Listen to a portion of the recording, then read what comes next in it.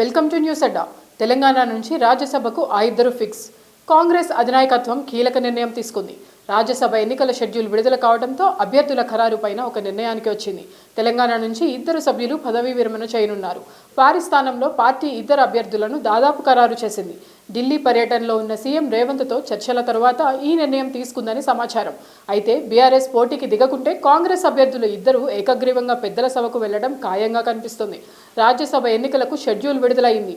తెలంగాణ సహా 10 రాష్ట్రాల్లో 37 స్థానాలకు ఎన్నికలు జరగనున్నాయి. అందులో తెలంగాణ నుంచి 2 స్థానాలకు ఎన్నికలు జరగనున్నాయి. ప్రస్తుతం తెలంగాణ నుంచి పెద్దల సభలో సభ్యులుగా ఉన్న బీఆర్ఎస్ ఎంపీ కేఆర్ సురేష్ రెడ్డి, కాంగ్రెస్ ఎంపీ అభిషేక్ సింఘ్వి పదవీ కాలం ఏప్రిల్ 9వ తేదీతో ముగియనుంది.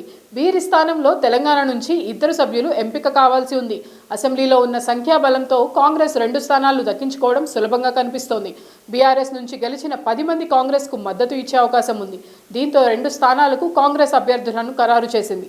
ఢిల్లీ వర్గాల సమాచారం మేరకు ప్రస్తుత సభ్యులు అభిషేక్ సింఘ్వికి తిరిగి రెన్యువల్ కానుంది.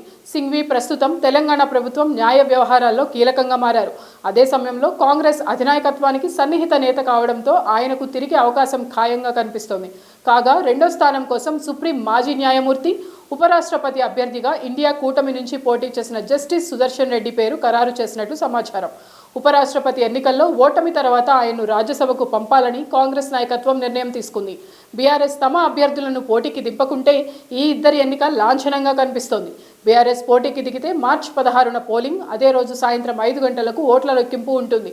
అయితే సుదర్శన్ రెడ్డిని బరిలోకి దింపితే పోటీ ఉండే అవకాశం లేదని చెప్తున్నారు. జస్టిస్ సుదర్శన్ రెడ్డి దేశంలోనే అత్యంత లబ్ధ ప్రతిష్ఠులైన ప్రగతిశీల న్యాయ కోవిదునిగా కాంగ్రెస్ నాయకత్వం గతంలోనే అభివర్ణించింది. సుదర్శన్ రెడ్డికి సుదీర్ఘ గొప్ప న్యాయపరమైన అనుభవం ఉందని, ఆయన ఆంధ్రప్రదేశ్ హైకోర్టు న్యాయమూర్తిగా, గువాహటి హైకోర్టు ప్రధాన న్యాయమూర్తిగా, సుప్రీంకోర్టు న్యాయమూర్తిగా పనిచేశారని ఉపరాష్ట్రపతి ఎన్నిక సమయంలోనే ఖర్గే వివరించారు.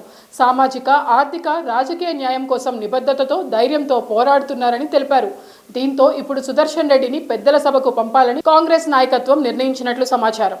చివరి నిమిషంలో మార్పులు లేకుంటే సుదర్శన్ రెడ్డి, సింఘ్వి తెలంగాణ నుంచి పెద్దల సభకు వెళ్లడం ఖాయంగా కనిపిస్తోంది.